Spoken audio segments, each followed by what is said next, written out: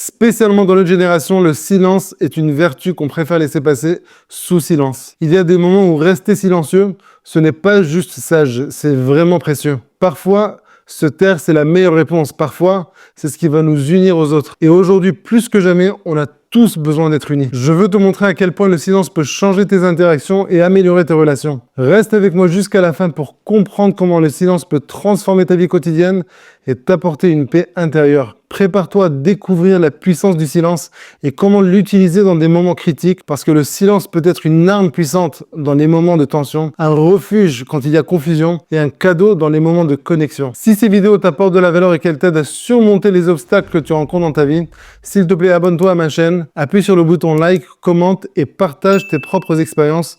Je suis sûr qu'elles aideront aussi les autres. Et si tu veux dès aujourd'hui améliorer ta vie financièrement, relationnellement ou émotionnellement, tu peux prendre un rendez-vous téléphonique gratuit en appuyant sur le lien dans la description ci-dessous. Maintenant, reste avec moi jusqu'à la fin, car les informations que tu vas découvrir peuvent être la clé pour débloquer le potentiel de ta vie. La première situation où ton silence vaut plus que 1000 mots lorsque toi ou celui à qui tu parles est en colère. La colère, c'est une émotion puissante et souvent destructrice. Quand tu es en colère, tes mots dépassent ta pensée et peuvent devenir des armes tranchantes, blessant ceux que tu aimes et aggravant les situations déjà tendues. Et quand quelqu'un d'autre te parle avec colère, répondre immédiatement peut envenimer la situation. Nos sages nous enseignent dans les Maximes des Pères, dans le 4e chapitre, dans la 18e Mishnah, ne cherche pas à apaiser ton ami au moment de sa colère. C'est inutile et même contre-productif de tenter de calmer ou de raisonner quelqu'un lorsqu'il est en colère, parce qu'au même moment, ses émotions sont à leur paroxysme et il est incapable d'écouter et de réagir de manière constructive. Imagine que tu as une journée difficile et ton ami te dit quelque chose qui t'énerve profondément. En répondant impulsivement, tu risques de dire des choses que tu regretteras plus tard. Le silence, dans ce cas, te permet de respirer et de prendre du recul. Pareil, quand quelqu'un d'autre est en colère, prendre sur soi, rester silencieux et le laisser parler peut aider cette personne à se calmer plus rapidement. Ton silence peut être perçu comme un signe de respect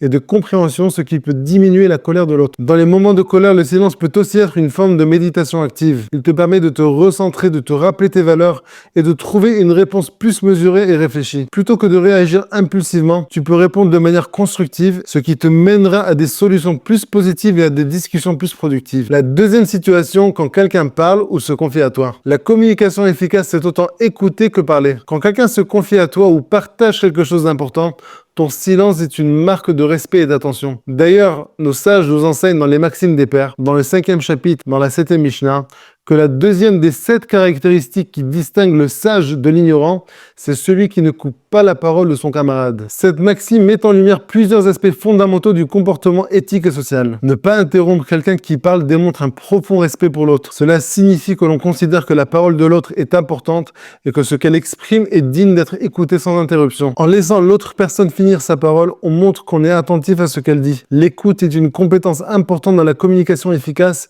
et favorise une compréhension mutuelle. Ne pas interrompre montre également de l'humilité, car ça demande de reconnaître que ce que l'autre a à dire peut être aussi, sinon plus important que ce que l'on souhaite exprimer. Interrompre peut mener à des malentendus et à des disputes inutiles. En écoutant attentivement et en répondant seulement après que l'autre est terminé, on favorise un échange d'idées plus constructif et respectueux. La sagesse implique de savoir attendre le bon moment pour parler. La patience est une qualité essentielle pour un sage, car elle lui permet de répondre de manière réfléchie et appropriée. En agissant de cette manière, un sage montre l'exemple à ceux qui l'entourent, ce qui crée une ambiance de respect et de considération mutuelle. Imagine que ton ami traverse une période difficile et vient te parler de ses problèmes. En l'écoutant attentivement sans l'interrompre, tu lui montres que tu es là pour lui, que ses sentiments comptent. Ton silence permet à l'autre de s'exprimer pleinement avec beaucoup de confiance et de se sentir entendu par toi. Le silence dans ces moments renforce tes liens et bâtit une confiance mutuelle. Il montre que tu es prêt à écouter sans juger et que tu accordes de l'importance aux paroles de l'autre. Le silence peut aussi encourager l'autre à approfondir ses pensées. Quand tu permets le silence après que quelqu'un ait parlé,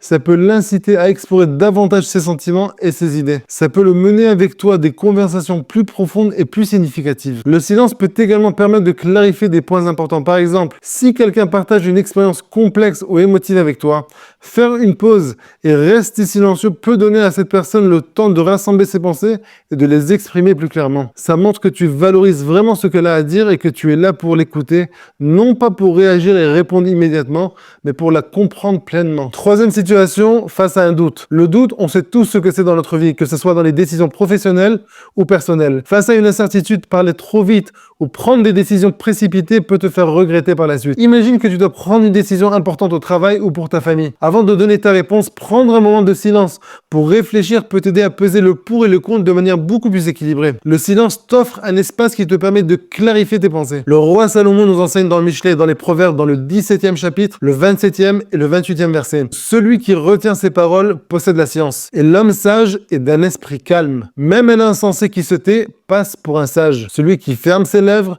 est un homme intelligent. Ces versets soulignent l'importance du silence et comment il peut être perçu comme une marque de sagesse, même pour ceux qui ne le sont pas du tout. Dans notre société où tout va très très vite, on n'a pas le temps de prendre le temps. Se taire et réfléchir, c'est une compétence précieuse. Ça montre ta capacité à ne pas te laisser emporter par la pression et à valoriser la qualité de tes décisions. Ce silence, il est loin d'être une faiblesse. Au contraire, c'est une vraie force qui te permet de naviguer les incertitudes avec plus de confiance et plus de clairvoyance. Quatrième situation, quand tu veux parler des autres, mais que ça n'a pas de but. On a tous été tentés de participer à des conversations où on parle des autres, mais sans aucune raison valable. Que ce soit pour commérer ou simplement remplir un silence gênant, ces discussions peuvent faire beaucoup de tort et répandre des informations inutiles. Imagine que tu participes à une réunion familiale ou que tu es avec des amis et quelqu'un commence à parler mal d'un ami ou d'une connaissance. Avant de te joindre à la conversation, essaye d'être conscient de toi-même, de tes paroles et de ce que tu vas faire et demande-toi,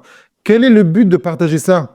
Ou de parler de lui. Souvent, il n'y en a pas. Si tu gardes le silence, tu empêches la propagation de rumeurs et tu préserves le respect et la dignité des autres. Quelque chose qu'on aimerait tous que les autres fassent pour nous. Sache qu'éviter de parler des autres sans but précis préserve non seulement leur dignité, mais aussi la tienne. Ça montre une maturité et une conscience de l'impact que tes paroles peuvent avoir sur les autres. Quand tu choisis d'être silencieux, tu choisis de ne pas alimenter des comportements négatifs. N'oublie pas ce que le roi Salomon nous enseigne dans Michelet, dans les Proverbes, dans le 18e chapitre, le 21e verset. La mort et la vie sont au pouvoir de la langue. Avec sa langue, quelqu'un peut tuer une autre personne, tout simplement en parlant mal de lui, et même si cette chose-là est vraie. Parce que si en plus ce qu'il raconte de lui est faux, c'est encore plus grave. D'ailleurs, il faut savoir que nos sages nous enseignent, dans le traité de Harechin, page 15b, que celui qui raconte quelque chose qu'une personne n'aimerait pas qu'on sache de lui, ce qu'on appelle le lachon hara, il tue 3 personnes. Celui qui le dit, celui qui l'accepte, et celui dont on parle. Et la Gemara, elle explique que celui qui l'accepte, c'est-à-dire qui écoute le lachon hara, il est encore plus coupable que celui qui le dit. À part l'impact que ça a sur les autres, participer à des commérages ou à des conversations inutiles peut aussi ternir ta propre réputation. Les gens peuvent commencer à te voir comme quelqu'un qui parle mal des autres derrière leur dos, ce qui peut éroder la confiance et le respect que les autres ont pour toi. Quand tu choisis de te taire dans ces moments, tu montres que tu es une personne de confiance, digne de respect et qui préfère bâtir des relations positives plutôt que de participer à des comportements nuisibles. Tu deviens un modèle de conduite, encourageant ceux autour de toi à faire la même chose. La prochaine fois que tu seras tenté de parler des autres sans raison ou sans but, rappelle-toi que le silence, c'est ton meilleur allié. 5e situation, face à la provocation. La provocation vient tester ta patience et le contrôle que tu as sur toi. Répondre aussitôt à une provocation peut vraiment aggraver la situation et ça peut mener à des conflits inutiles. Par exemple, un collègue de travail qui te provoque intentionnellement pour obtenir de toi une réaction, si tu restes silencieux, tu lui montres que tu refuses de te rabaisser à son niveau. Le silence face à la provocation, comme ce qu'on a dit tout à l'heure dans la 3e situation, c'est une forme de sagesse. Il te permet de maintenir la paix intérieure et de ne pas abandonner tes valeurs. En choisissant de ne pas répondre, tu montres que tu es au-dessus de ces comportements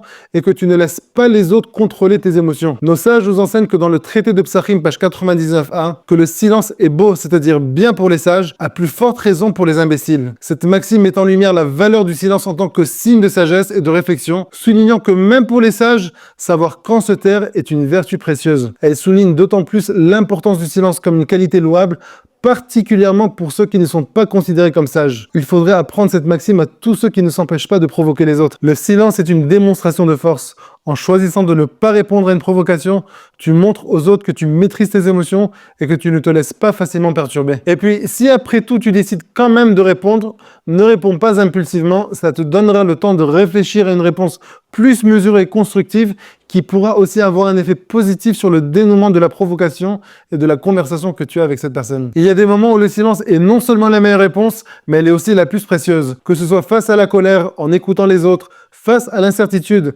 en évitant des conversations inutiles et en évitant de parler des autres, ou face à la provocation, le silence est une arme puissante. Prends la décision de faire valoir ton silence et ta retenue et attends-toi à de très bonnes choses dans ta vie.